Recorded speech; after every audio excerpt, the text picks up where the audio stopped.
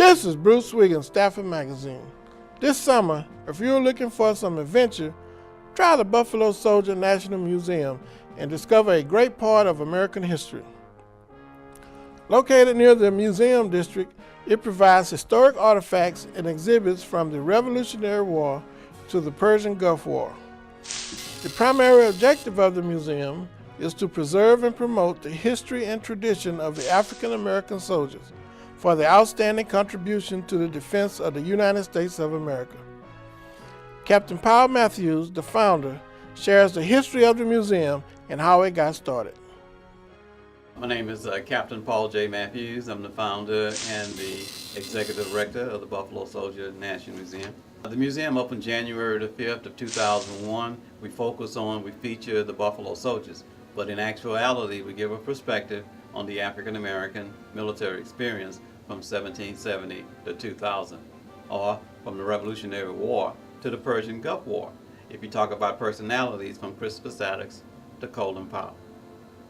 Right, the Buffalo Soldiers started in 1866, a year and a half after the conclusion of the Civil War. The Army reorganized and established the first peacetime army for the U.S. And as a part of the reorganization, they created 6 all-black units: the 9th and 10th Cavalry, the 38th, 39th, 40th, and 41st Infantry.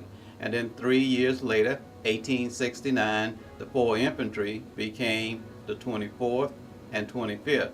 And those 4 units, the 9th and 10th Cavalry, the 24th and 25th Infantry, went on to become what we commonly call now the Buffalo Soldiers. The museum have artifacts dating back to the 1770s. We have rifles, helmets, medals, uniforms, sabers, swords.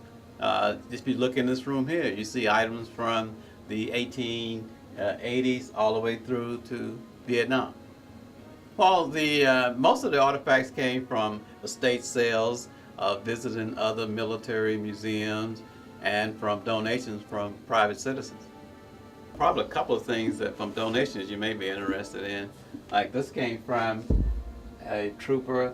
It was a overcoat made out of buffalo hide. His uncle was a Buffalo Soldier, and he donated it to the museum. He was from Baltimore, and he relocated to Florida. So this is an actual Buffalo Soldier overcoat used during the Western campaign. This came from the Heritage Society downtown. They donated this to the museum about 3 years ago. This came from one of my friends in Amarillo. It's a Western saddle, and this is a McClellan saddle. This is from a gentleman that was here during the Super Bowl week, and he toured the museum and said, how can you have a Buffalo Soldier museum without a McClellan saddle? And about 2 months later, this came in the mail. So you can see the items that we have in here just varied, and they come from different sources. I think the number one question that we get here at the museum is, how did the Buffalo Soldiers get their name? And it came from the Cheyenne warriors. They saw 2 things in the soldiers that they saw in the buffalo. It was their naturally curly hair and their ferocious fighting spirit. And they put those 2 things together, and they came up with wild buffalo. And the term wild buffalo eventually became Buffalo Soldiers. Now the modern day phenomena, I give credit to Colin Powell.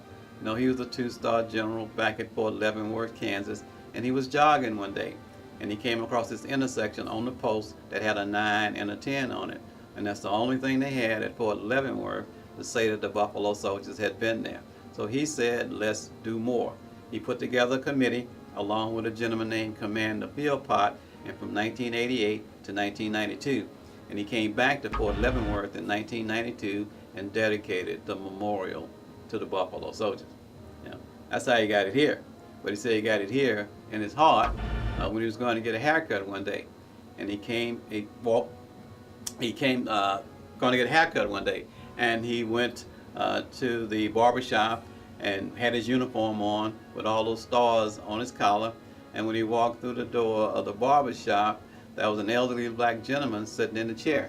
And when he saw the general come through the door in his uniform, all those stars on his collar, he got up out of his chair. And because he was 85, 86 years old, it took him about, 10, 15 seconds to stand up erect and say, Sergeant Johnson, Buffalo Soldier. Colin Powell said that was the day, that was the hour that he knew that he was going to do all that he could do to make sure that the legacy lived on. And he did exactly that. Because when he was still in the United States Army, before he would accept any award from any organization, he would tell them, I got here on the backs of the Buffalo Soldier. The museum is open to the public from Mondays through Fridays, 10 to 5, Saturdays, 10 to 4, and the admission fee is $2. $2 for all that history should be an affordable destination. Keep watching, because next month's magazine, we will hear stories of real American war heroes.